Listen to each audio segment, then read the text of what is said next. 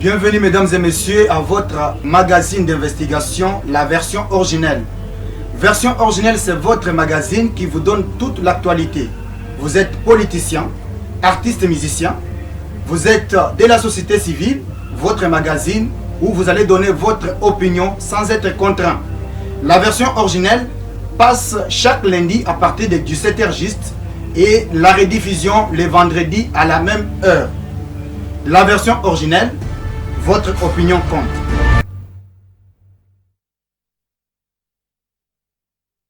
Magazine version originelle, je suis heureux ce matin de vous présenter cette version originelle avec une nouvelle personne et notre invité sur ce plateau. Cette version originelle pourra, bien sûr, au cours de cette émission, nous allons parler de l'actualité politique, pourquoi pas aussi les développements en ce qui concerne la République démocratique du Congo. Avant toute chose, pasteur, bonjour. Bonjour. Vous n'êtes plus quelqu'un à présenter en quelque sorte, parce que je rappelle que vous êtes candidat malheureux à la députation nationale ici à Kinshasa et vous avez aussi obtenu beaucoup de voix. Ça montre que les Kinois vous connaissent et vous portent à cœur. C'est vrai, et j'ai fait cette expérience comme candidat député national.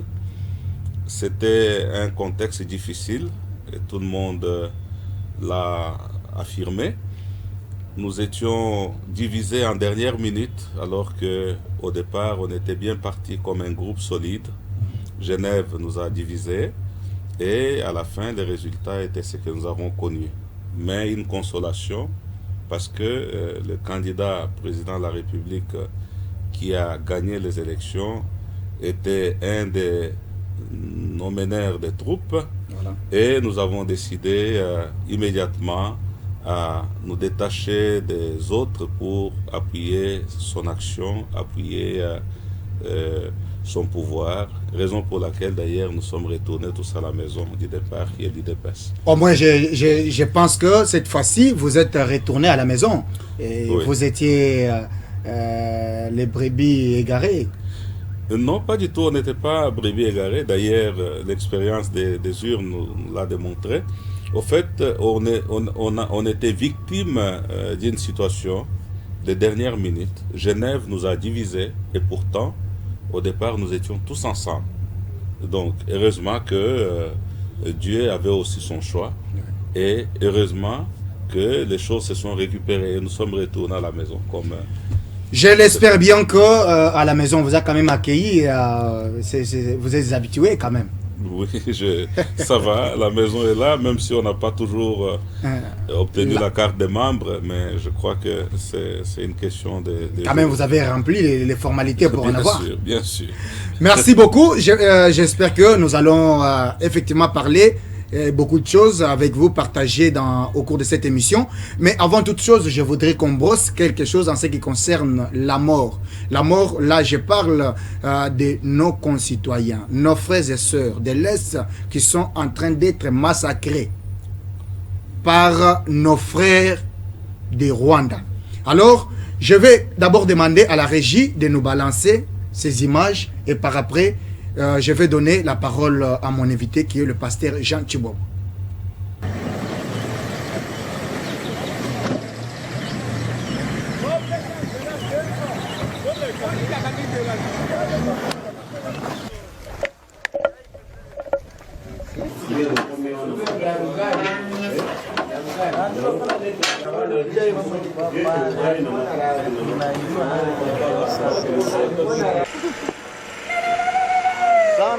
Chama Bel, méchant. Nous expliquer pourquoi c'est.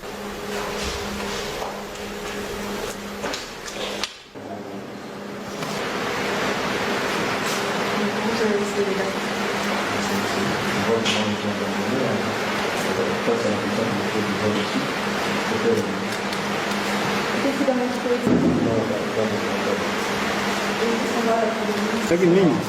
Ici, ils ont laissé beaucoup de stocks de...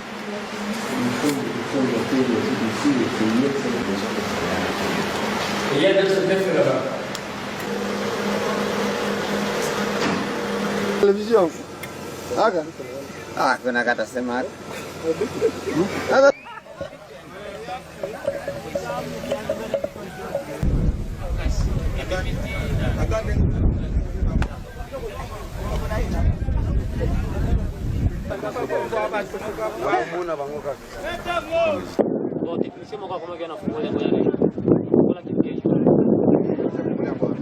Na kuna mtu yuko pale hauza. Umeona?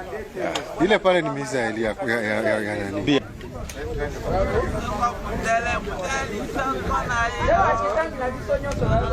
Hiyo ndo gari lake fla. Ya M23? Ya M23. Ilikuwa gari la mabomu. Kama una mwanga unaweza kuangalia. Lakini kuna hewa kali kidogo.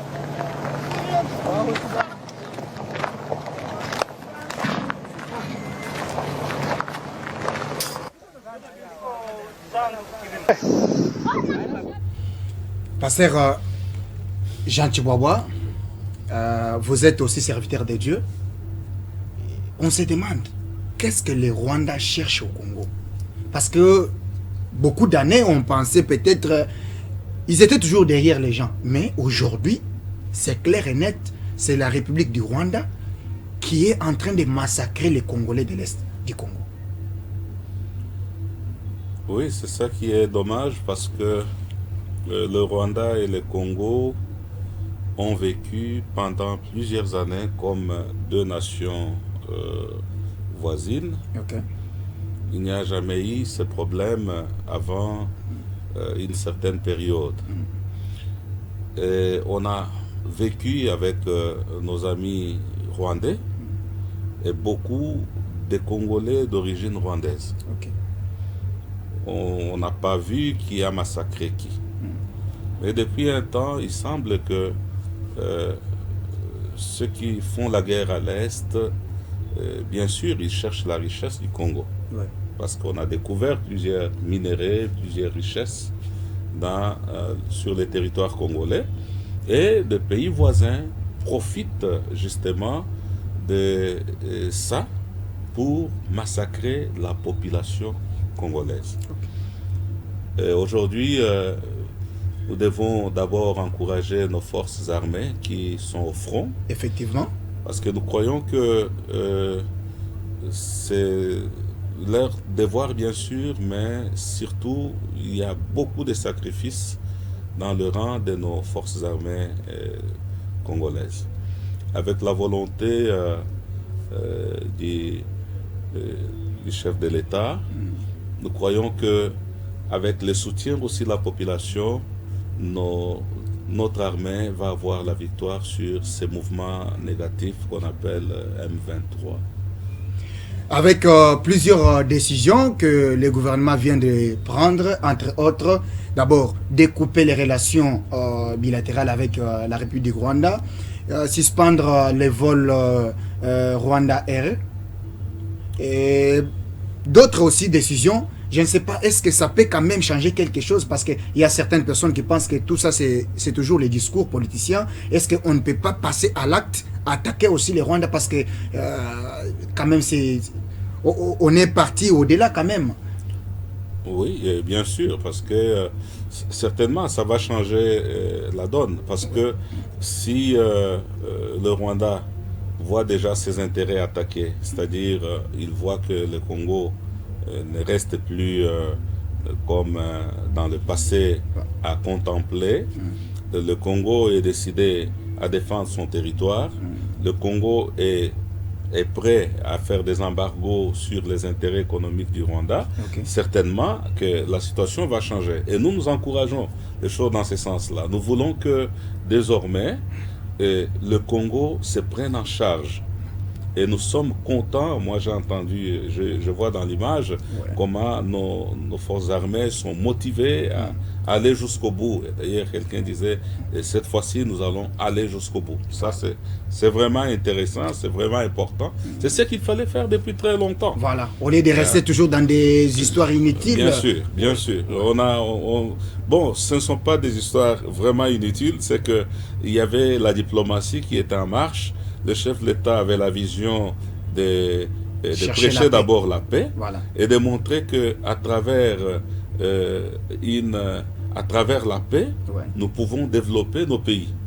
Mais si aujourd'hui, les gens ne veulent pas la paix, si aujourd'hui les gens veulent la guerre à la place de la paix, nous allons défendre notre territoire, nous allons défendre nos populations, nous allons défendre notre nation. Ça, c'est clair. Et les Congolais ne sont plus à mesure de se laisser faire comme dans le passé proche. Merci beaucoup, pasteur Jean Chiboua. Je pense que nous allons aborder un autre sujet et tout ce que nous disons, nous, en tant que Congolais, avant peut-être de boucler ces sujets, c'est que nous devons prier, nous devons aussi soutenir financièrement, moralement, matériellement nos forces armées afin de faire quelque chose en ce qui concerne ces massacres de l'Est. Pasteur, nous allons parler d'abord politique. Politique, c'est avec vous en tant que dans votre casquette de politicien. Vous avez fait beaucoup d'années en dehors du pays.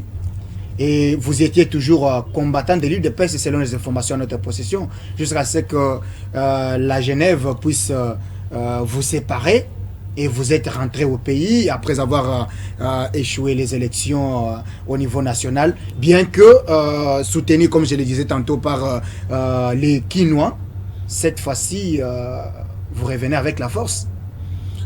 Oui, on attend tous les élections et on est préparé. Ouais. On est vraiment motivé à aller aux élections, contrairement à ceux qui sont encore en train de chercher à dialoguer sur tel ou tel argument. Nous pensons que nous devons aller aux élections.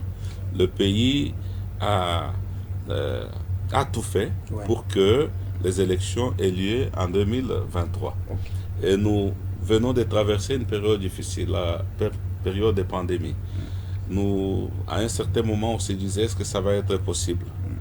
Mais aujourd'hui, on est convaincu qu'il y aura élection parce que tous les indicateurs montrent qu'il y aura élection en 2023. Nous souffrons un peu de la situation de guerre dans l'est du pays, mais je crois que cela ne devrait pas empêcher les élections dans notre pays. Pasteur, mais là, vous savez que les Quinois avaient quand même... vous avez quand même soutenu en vous votant massivement, même si vous n'avez pas eu totalement les voix pour passer député. Mais je voulais quand même savoir, maintenant vous êtes toujours en Europe, est-ce que vous avez le temps quand même d'écouter votre base? Est-ce que vous avez le temps d'échanger avec eux, les soutenir? Parce que nous, au Congo, on a comme impression, même pour ceux qui ont eu les mandats du peuple, n'ont pas le temps de passer. Comment vous vous organisez quand même à partager votre petit temps avec votre base? Oui, et je crois que d'abord, il y a la chance que nous avons, c'est d'être un vrai résident de Kinshasa. Okay. Nous venons régulièrement, nous sommes installés, nous sommes ici chez nous. Nous partageons notre vie au quotidien avec des frères et sœurs, membres de famille, mais aussi membres de la communauté évangélique à laquelle j'appartiens. Okay. Nous avons des amis au sein du parti avec qui nous partageons la vie de tous les jours. Ça fait que je suis en Europe, mais je suis aussi à Kinshasa.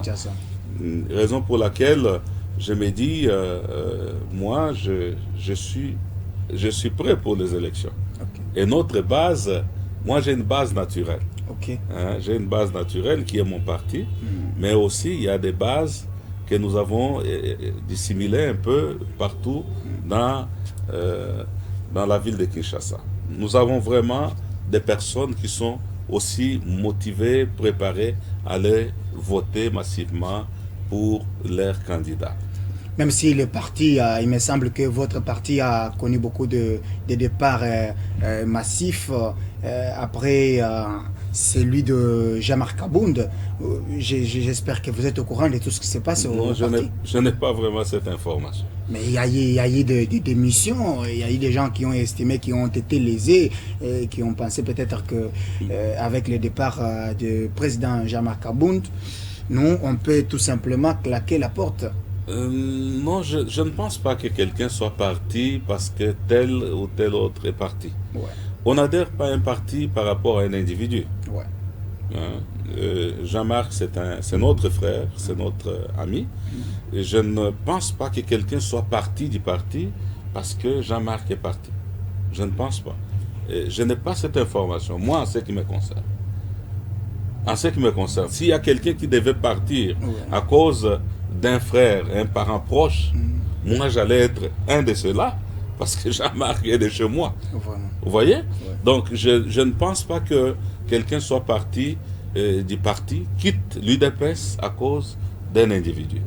Nous sommes là parce que nous avons cru que ce parti peut nous amener au pouvoir. Il nous a amenés au pouvoir. Nous sommes là parce que nous avons cru que ce parti peut nous amener au développement. Nous irons au développement, même s'il y a encore des situations qu'il faut régler au niveau du parti, au niveau des gouverneurs. Il y a beaucoup de choses qu'il faut arranger. Mais ça ne doit pas nous chasser du parti. Parce que nous parlons, pasteur Jean, vous savez aussi que les élections s'approchent comme on le disait tantôt. Et vous avez fait aussi une vingtaine d'années à l'extérieur du pays. Et il y a une opinion qui pense que vous, en général, la diaspora, vous êtes à la base de tout ce que la gestion des tournements qui se font au niveau, d'abord, de la présidence et au niveau du pays. Parce que la plupart, c'était des amis du président de la République qu'on reproche aujourd'hui qui dilapident des fonds publics comme si c'était c'était des cacahuètes et jusqu'à ce que rien, en termes de bilan, vous n'êtes pas en mesure de présenter et défendre votre bilan de ce premier mandat. Bon, vous pensez qu'avant eux, il n'y avait pas de personnes qui détournaient dans ces pays? Et vous aussi, vous devez... Non, détourner. Je ne dis pas ça, mais je crois que on ne peut pas faire... on ne peut pas prendre tout le monde et le mettre dans le même sac. Ok. Certainement, il y a eu des personnes qui ont vécu dans la diaspora et qui occupent des fonctions importantes. Ok. Des gens qui ont vécu en Europe, qui ont vécu, en qui le chef de l'État a eu confiance. Et il les a approchés. Il leur a confié des missions. Et quelqu'un a abusé. Et je ne pense pas que c'est tout le monde. Je ne pense pas vraiment que ce soit tout le monde qui détourne au niveau des personnes qui sont venues de la diaspora. Il y a des personnes encore très sérieuses et sur qui moi je peux avoir confiance. Ok? Maintenant, les personnes qui volent, si cela se vérifie, la chose la plus importante, c'est de les écarter et de faire payer et que la justice fasse son travail. Moi, je crois que nous avons un pays où la justice a été primée. Okay. On a essayé d'encourager que la justice règne dans ces pays. Maintenant, que les gens se comportent mal, il faudrait que la justice les juge, ok, et qu'il nous montre, qu'il les culpabilise ou qu'il les lave. ok. Donc aujourd'hui, je ne pense pas que tout ce que j'entends dehors, la diaspora a détourné, la diaspora a volé, je ne sais pas si c'est vraiment vrai ou c'est tout simplement une façon aussi parce que de dire... on peut les constater. Il y a eu même des projets dont certains membres de la diaspora ont détourné l'argent avec preuve. Et aussi, c'est que les gens disent, c'est quoi? Il y a eu des combattants qui ont payé de leur propre vie à l'UDPS depuis l'époque de Mobutu jusqu'à Joseph Kabila. Mais malheureusement, ces combattants-là sont délaissés, ils n'occupent aucune fonction. Et il y a quand même un nombre important de nos frères des diasporas qui occupent des hautes fonctions dont on sent quand même la légèreté dans leur façon de faire, pasteur. Je ne sais pas si vous-même, peut-être que vous n'avez pas certaines informations, mais nous, en tant que journalistes, on a des informations. La population se plaint du fait que même les combattants et même se plaignent du fait que il y a maintenant d'autres personnes qui ont eu la facilité d'occuper les fonctions, et pour dire que les combattants n'ont pas de niveau, les combattants, etc., et continuent toujours à croupir dans le chômage, pasteur. Bon, il faut dire que ça, c'est aussi une autre façon d'interpréter. Ouais. Certainement, on n'a pas donné de travail à tout le monde. Ouais. Et certainement, il n'y aura pas du travail pour tout le monde. Parce que non seulement il y a ces combattants qui ont travaillé au sein du parti depuis des années, Ouais. au niveau de l'Europe, mais il y a aussi des combattants qui ont combattu à l'interne, Voilà. ici, à Kinshasa, dans le Congo profond. Donc on ne peut pas dire que tel combattant est supérieur à tel. Il faut avouer que nous sommes au pouvoir, mais il y a des choses qui sont en train de se faire. Raison pour laquelle il faut encourager ceux qui sont déjà en position de travailler, d'exceller, de faire ce qui est juste et ce qui est bien, et d'éviter les détournements. Parce que tôt ou tard, ce que nous détournons aujourd'hui, c'est ça qui freine le développement, c'est ça qui détruit notre nation et notre pays. Maintenant, ceux qui n'ont pas encore trouvé du travail ont besoin exactement justement, ils ont besoin que ceux qui travaillent soient en mesure de faire bien le travail pour que d'autres projets naissent encore et que ceux qui ne travaillent pas puissent aussi accéder au travail. Donc, je comprends tout ça, mais moi j'ai confiance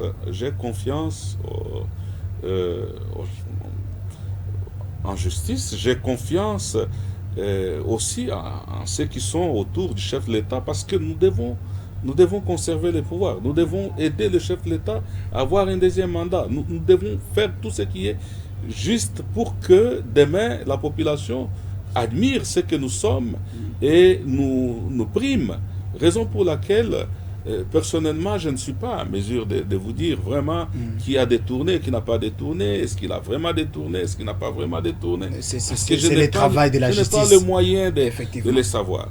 Mais je peux seulement encourager. Voilà. Je peux seulement encourager que le Congo a besoin de décoller. Le Congo a beaucoup besoin de se développer. Donc, évitons les détournements parce que les détournements freinent le développement. Effectivement. Et nous met tous en difficulté d'ailleurs. Les développements, c'est pour notre pays. Les détournements freinent le développement. Pasteur, merci pour cette interpellation. Même si aujourd'hui, en tant que combattant, est-ce que vous êtes fier d'appartenir à la famille politique du chef de l'État? Ah oui, bien sûr. Bien sûr. Je crois que avec les bilans nous avons vu l'expérience des 32 ans de pouvoir de Mobutu. Nous avons eu l'expérience des parcours des musées. Nous avons vu l'expérience des 18 ans de pouvoir de Joseph Kabila. Nous pouvons dire aujourd'hui que le président Félix Tshisekedi est en train de se battre réellement pour essayer un peu d'abord, d'une part, il essaie de remédier ce qui a été mal fait, mal détruit, tout ça. Nous sommes dans un pays où plusieurs secteurs ont été sabotés, pratiquement sabotés. Je vous l'ai dit parce que j'ai des expériences. Moi-même, personnellement, j'ai visité certaines sociétés où, à l'époque de Maréchal Mobutu, ces sociétés étaient propriétaires des immeubles, des maisons. Mais toutes ces maisons ont été vendues. Il y a des sociétés qui avaient des champs de production. Des champs aujourd'hui ont été vendus. Vous comprenez? Donc moi je ne dis pas que c'était un détournement. Ce n'était pas seulement un détournement, mais c'était un sabotage. Parce qu'on a mis à genoux certaines sociétés qui donnaient du travail aux Congolais. Et aujourd'hui les Congolais sont sans travail. Donc le défi est tellement énorme. Et il y a eu des promesses qui n'ont pas encore été réalisées, bien sûr. Mais il faut faire un effort que vraiment que ce qui a été réalisé soit aussi visible. Parce qu'il y a des choses qui ont été faites et qui ne sont pas... c'est comme si ce n'était pas fait. Hein? Moi, je crois que le chef de l'État est en train de faire un travail. Il fait bien son travail. Et il n'a pas été beaucoup aidé. il faut encourager tous ceux qui sont autour de lui, de l'aider. Il faut vraiment qu'ils fassent leur travail en tant que conseillers, qu'ils fassent leur travail en tant qu'administrateurs, qu'ils fassent leur travail en tant que DG, ministre. Tous ceux qui ont une portion de pouvoir doivent travailler pour que le chef de l'État soit aidé dans sa tâche. Parce que c'est en aidant le chef de l'État que nous contribuons efficacement au développement de notre nation. Autrement, nous faisons mal à cause des individus, mais nous détruisons aussi en même temps l'économie de notre nation, le développement de notre pays. Et nous nous trouvons aujourd'hui autour de nous avec plusieurs chômeurs, plusieurs personnes qui ne travaillent pas parce que leur société a été sabotée, elle a été mise à terre. Mais est-ce qu'aujourd'hui, avec ceux qui pensent que les bilans du Félix Antoine Tshisekedi Tshilombo est nul, comment pourriez-vous répondre à cette opinion? Bon, quand on parle des bilans, on voit les actifs et les passifs. Moi, je crois que avant de traiter des bilans négatifs de Félix Tshisekedi, il faudrait que les gens nous montrent aussi leur façon de calculer le bilan du chef de l'État. Je crois que le chef de l'État a fait jusque-là un parcours intéressant pour un chef de l'État qui a pris un pays qui était pratiquement par terre. Il a fait un travail qui est visible, même si beaucoup n'en parlent pas.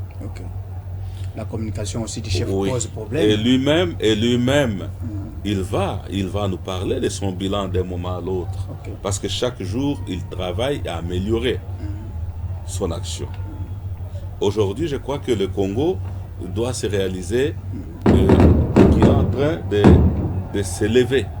Il est en train de s'élever. Il était pratiquement par terre. Donc moi, je ne parle pas en termes de bilan positif ou négatif, mais je parle d'une nation qui a été trouvée à un certain niveau et qui est en train de se relever. Ça, c'est déjà très important pour moi. Et pour moi, c'est déjà positif. Mais on parle aussi de ces promesses dans certaines provinces.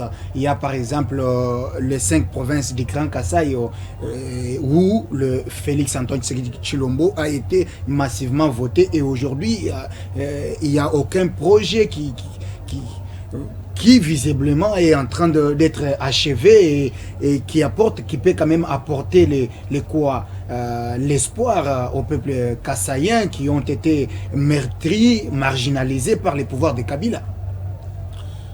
Bon, personnellement, vous savez que je suis aussi originaire du Kasaï. Ah, vous êtes aussi du Kasaï? Oui, je suis originaire du Kasaï central. Je pense qu'il y a des choses que le chef de l'État est en train de faire et il les fait déjà bien.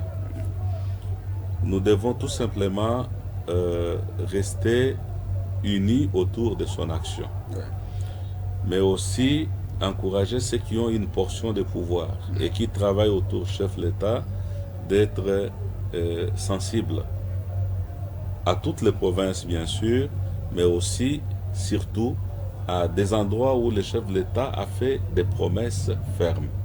Travailler avec le chef de l'État pour que les promesses faites puissent être réalisées. Mais ça ne se fait pas du jour au lendemain. Il y a un temps pour toutes choses. Parce qu'on reproche aussi à l'entourage ou au chef lui-même qu'il y a une légèreté. Comment il y a des projets qui ont été financés et sur le terrain, on sent qu'il n'y a rien qui n'avance et on n'arrive même pas à sanctionner ces personnes-là. On s'est dit, mais c'est quoi? C'est de l'église? C'est la parole de Dieu ou c'est la politique où on doit quand même sanctionner ceux qui commettent des erreurs? Oui, bien sûr. Il faut que les fautifs soient sanctionnés. Effectivement. Mais le chef ne peut pas sanctionner si réellement cette personne n'est pas qualifiée de fautif par la justice. Moi, je l'ai suivi dernièrement. Il a essayé de faire comprendre qu'il y a des personnes qui détournent autour de lui. Évidemment, il est le premier magistrat aussi. Il peut sanctionner. Il y a d'autres moyens de sanctionner ces personnes. Et je pense qu'il va les faire. Je pense qu'il va les faire. Ok, pasteur, vous avez quand même analysé en ce qui concerne la politique. Je voudrais qu'on entame la partie aussi très importante, parler du développement. On a comme impression que ici, les Quinois, en République démocratique du Congo, on s'intéresse beaucoup plus à la politique, mais il y a aussi une autre branche du développement qui n'est pas vraiment respectée, ou on n'en parle presque pas. Comment vous, en tant que diaspora aussi, vous avez fait beaucoup d'années, vous avez fait beaucoup d'années en Europe et vous êtes rentré au Congo. Vous êtes venu seulement avec les promesses du chef de l'État, ou soit les promesses de la Bible en tant que pasteur, ou soit vous avez quand même apporté quelque chose, ou soit vous apporterez quelque chose. Non, je crois que tout citoyen aujourd'hui, tout citoyen congolais doit se considérer comme un agent de développement. Parce que le pays est par terre. Et chacun doit apporter sa pierre de contribution. C'est ce que nous sommes en train de faire. Même si au niveau de l'Europe, les partenaires ne sont plus comme ceux d'une fois. À l'époque, les Blancs venaient avec des sacs de valises d'argent. Et aujourd'hui, ce n'est plus le cas. Et aussi, ils connaissent une crise chez eux. Tout ce que nous apportons aujourd'hui comme pierre de contribution, c'est notre expertise. C'est notre expérience. C'est notre connaissance du domaine. Raison pour laquelle, lorsque nous descendons à Kinshasa, chacun essaye d'apporter ce qui peut être souhaitable et ce qui est bon pour le pays. Moi, par exemple, je me suis investi pendant plusieurs années dans le projet de biogaz. Et aujourd'hui, on n'a pas encore trouvé de financement pour ce projet, aussi bien pour la ville de Kinshasa que pour la ville de Bukavu. Donc, on n'a pas encore trouvé les moyens pour financer ce projet, mais le projet est là. Pour transformer les déchets, transformer nos déchets et obtenir l'énergie, des énergies électriques. Donc, ça, c'est un projet que j'ai en poche depuis quelques années. Mais aussi, j'ai le projet de relancer le secteur du café dans le secteur agronomique, le secteur agricole. Donc, il faudrait relancer les cafés, les cacao congolais. Où en est-on? Je pense que nous sommes en train de discuter avec les instances. Parce que là aussi, c'est un secteur qui a été très saboté, très minimisé. Comment? Le café congolais aujourd'hui est vendu comme étant café ougandais, ou café rwandais, ou café centrafricain, encore camerounais, voire même Congo-Brazza. Pourtant, les champs de cacao, les champs de café, nous les avons, nous, ici, à l'Équateur, dans le Grand Banounou, dans le Kivu, dans le Kasaï à l'époque. Il y en avait un peu partout, les champs de café. Aujourd'hui abandonnés, faute de routes, mais aussi faute de bonnes organisations. Parce que tout a été saboté. Je dis que tout a été saboté. Il faut relever aussi ce secteur. Alors, vous avez déjà des partenaires, ou en est-on avec ces projets? Il y a des amis qui sont intéressés à venir investir dans ces domaines. Des amis italiens qui sont en train de venir. Mais ils veulent d'abord savoir comment ça fonctionne, ce secteur, et si les autorités sont disposées à les accueillir pour redonner l'ampleur au café congolais qui finançait déjà parmi les grands projets qui nous apportaient des devises. Le café était bel et bien positionné. Aujourd'hui, le café congolais, le Congo n'exporte plus le café à cause de tout le sabotage qui a été fait autour du secteur café. Et maintenant, les investisseurs sont déjà ici à Kinshasa? Non, ils ne sont pas à Kinshasa. Bon, nous sommes en parole. Donc, moi, en tant que Congolais, j'essaie de les mettre en contact avec les instances du secteur, et puis on va voir comment leur dialogue va évoluer. Mais en tout cas, ils sont déterminés à redonner d'ampleur au café congolais. Et du tout, on peut quand même croire que c'est parmi les projets que vous aviez amenés. C'est le projet qui m'a amené pendant que je suis ici, ces jours. Et en dehors de ces projets? En dehors de ces projets, moi, en tant qu'individu, Ouais. dans ma petitesse, j'essaie d'être présent là où il y a besoin. Ok. J'ai toujours milité auprès de notre peuple depuis toujours. Je ne suis pas un combattant frappeur des politiciens, mais je suis un combattant qui se surpasse, qui se bat pour que notre population se retrouve. Donc, avec un petit camion, avec un petit taxi, j'essaie de donner du travail à quelqu'un. Okay. Donc, c'est ça. Ça, c'est le combat de tous les jours. Okay. Mais nous n'allons pas nous arrêter là. Nous devons aller vers des projets qui donnent du travail à plusieurs personnes. Et que les combattants qui ont lutté à l'interne trouvent aussi du travail. Du travail, voilà, c'est notre souci. Nous sommes en train de battre dans ce sens. Parce qu'on a comme impression, parce que vous parlez des combattants, on a fait une analyse et une opinion pense qu'aujourd'hui, même ceux qui occupent des hautes fonctions aux côtés du président, soit c'était des alliés de Kabila, mais qui sont en train de se rallier au président Tshisekedi d'aujourd'hui, et les vrais combattants sont en train d'être effacés. Oui, et on comprend même aujourd'hui, il y a toujours des adhésions, venez adhérer, nous soutenons le président de la République. Mais il y a des gens qui ont passé toute leur vie à soutenir le Tshisekedi le père, et aujourd'hui sont négligés, et les kabylistes qui étaient là transforment, comme ils sont intelligents, ils ont des moyens, ils ont créé des partis politiques, et ce sont des combattants, parce qu'ils n'ont rien, ils n'ont même pas du travail, qui sont en train de se rallier avec ces gens-là, alors que ces pouvoirs, c'est le leur. Bon, moi je ne vois pas des choses de cette façon-là. Ouais. Je vois plutôt des citoyens, des patriotes qui approchent le président Félix Tshisekedi pour reconstruire la nation. Et je crois que le résultat de leur effort sera aussi important pour tout le peuple qui attend et tout le peuple qui a combattu depuis longtemps. Je les encourage à être sincères, à travailler la main dans la main avec le chef de l'État, parce que le peuple les regarde. Et aujourd'hui, il n'est pas vrai qu'ils ont pris notre place auprès du chef de l'État. Je crois que c'est le chef de l'État qui a lancé un appel. Et ils sont venus. Aujourd'hui, nous voulons tout simplement que leur conversion soit totale.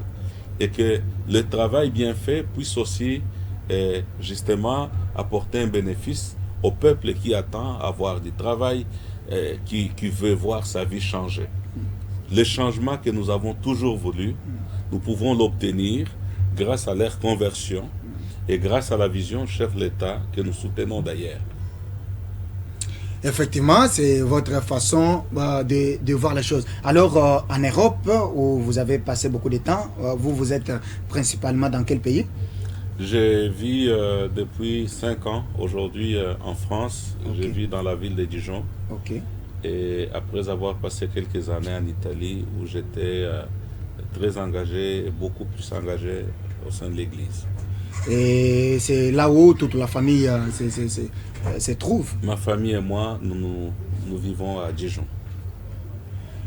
D'ailleurs, j'en profite pour saluer mon épouse, mes enfants, mes petits-fils. Je salue toute la communauté de Dijon, toute la communauté congolaise de Dijon. Merci beaucoup, Pasteur Jean Chiboaboua. Vous êtes homme politique et effectivement acteur du développement. J'aimerais que vous puissiez regarder votre caméra. Maintenant, vous allez donner un message à tous nos téléspectateurs. D'abord, en tant que combattant, en tant que serviteur de Dieu, et aussi vos encouragements aux forces armées de la République démocratique du Congo. Oui, je voudrais commencer par dire d'abord félicitations à notre armée pour le travail qu'il est en train de faire. Et je suis tout à fait d'accord que nous serons respectés lorsque nous allons montrer aussi à nos ennemis que nous avons les moyens de les affronter. Ça, c'est important. Nous prions pour vous. Je suis un pasteur, je prie pour notre armée, je prie pour notre peuple à l'est du Congo. Je voudrais également dire à tous ceux qui soutiennent le combat politique, mais surtout l'action politique du chef de l'État, de continuer. Le Congo a besoin d'être uni. Le Congo a besoin d'être soutenu. Et le chef de l'État a besoin de soutien de tout le monde pour aborder le développement de notre pays. Nous avons beaucoup souffert dans ces pays parce que les ennemis du développement ont tout détruit. Ils ont tout saboté. Mais ce que nous voulons aujourd'hui, c'est d'aborder le développement d'une autre manière. Nous encourageons tous ceux qui sont autour du chef de l'État d'éviter d'être distraits, d'éviter des détournements inutiles. Parce qu'en détournant, vous faites mal, non seulement à notre peuple, mais aussi à vous-même. Cherchons à être partisans du développement. Développons notre nation. Le Kasaï a besoin d'être développé, le Chaba a besoin d'être développé, les Haut-Congo, les Bas-Congo, l'Équateur, partout où nous avons vu la misère avancer. Nous avons vu que le pays a besoin vraiment que tous ses fils se mettent ensemble pour le développement. Merci beaucoup, merci chers téléspectateurs. J'étais vraiment dans la joie de recevoir cet homme de Dieu. Il n'est pas seulement homme de Dieu, mais il est aussi acteur du développement et aussi homme politique, Pasteur Jean Chibobois. Vous allez suivre cette émission également à travers notre chaîne YouTube. Écrivez tout simplement version originelle TV. Et l'intégralité, c'est aussi dans notre média en ligne, versionoriginelle.net, et aussi sur notre compte Facebook. Écrivez tout simplement Joseph Kayembe. Je suis en train de vous dire merci pour votre attention soutenue. Je vais aussi saluer ma chère épouse, Madame Kayembe Donaden, et mon fils aîné, il s'appelle Dionissi. Alors, à toutes et à tous, je vais vous retrouver. La partie technique est assurée par Jérémy Fouetta, sous l'accompagnement technique de Mike et tous les autres qui sont en train de nous aider de l'autre côté. Je salue aussi en passant le responsable ou le directeur de cette chaîne, Monsieur Perle Kambinga. Je vous retrouve très prochainement avec un autre invité. Et à toutes et à tous, merci pour votre attention soutenue. Merci beaucoup.